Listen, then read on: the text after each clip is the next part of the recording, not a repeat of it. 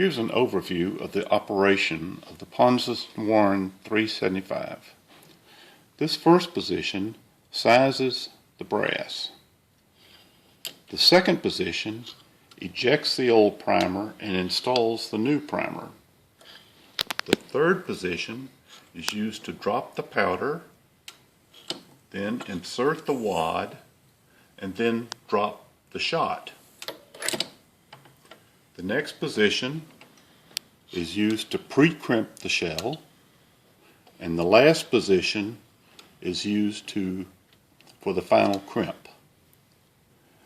At the end of the final crimp, you move the shell back to the first position and the shell is ejected, ready to start the cycle over again. So let's use the Ponsness-Warren 375 Du-o-matic to reload a 12-gauge shotgun shell.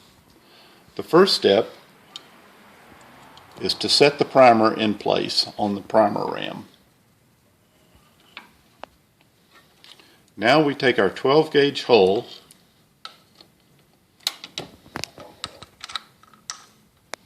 and set it in place on the insertion ram. By lowering the table, the hole is inserted into the resizing bushing and the brass portion is resized. Moving the hole over to the second position, when we lift the table, the old primer is ejected. When we lower the table, the new primer is inserted. Now the hole is ready for powder. We raise the table, pushing the lever to the far left loads the powder into the hole. When we lower the hole, we can now insert the wad. Raising the table again brings the wad into place. Bringing our lever back drops shot on top of the wad. The hole is now full of powder, wad, and shot. We'll move the hole over underneath the pre-crimping station.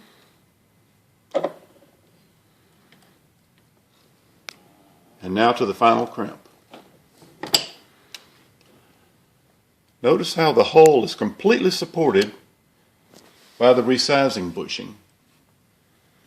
This is a mark of the Ponsness-Warren, and one thing that makes it such a very nice reloading machine.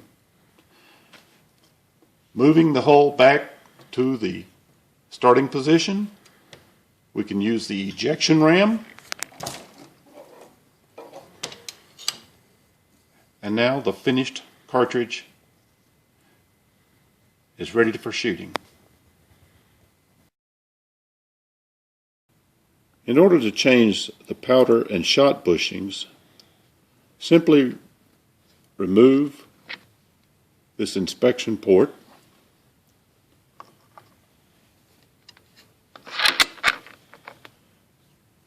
and the shot bushing and powder bushing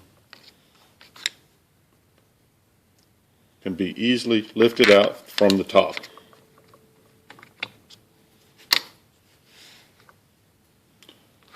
Once that's done,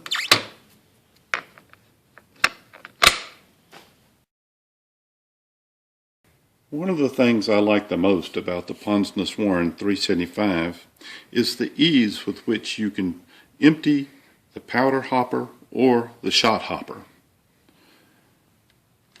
By removing this single screw and then taking this stepped pin and inserting it upside down into the selector plate,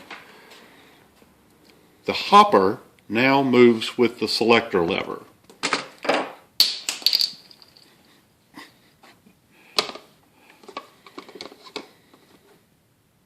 Now, when the selector lever is moved, The hopper is directly over the powder chute, and it drains the entire powder hopper.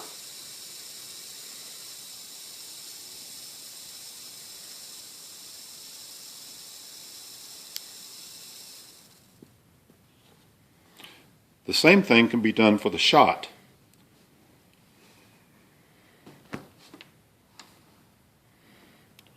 To get it ready to load again, you simply remove the step pin, put it back in with the step upside down, and reinsert the screw.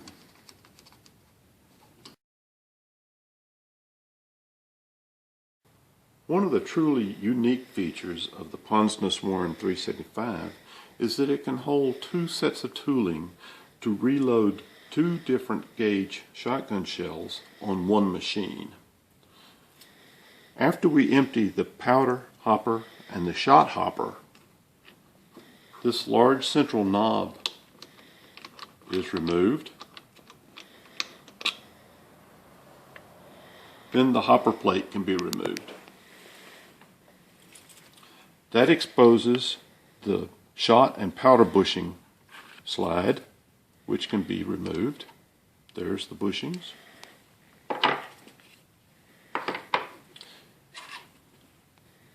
Then you remove these two screws right here.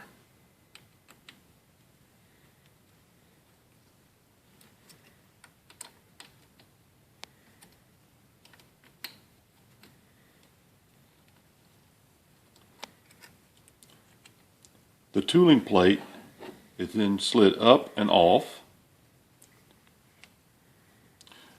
Here's my 12 gauge tooling, but these holes can hold another set of tooling. To change the tooling, you simply put the plate back on in the reverse direction. The last step in changing the tooling is changing out the resizing bushing. That's easily done by moving the selector lever to the very last position, and the resizing bushing falls out in your hand.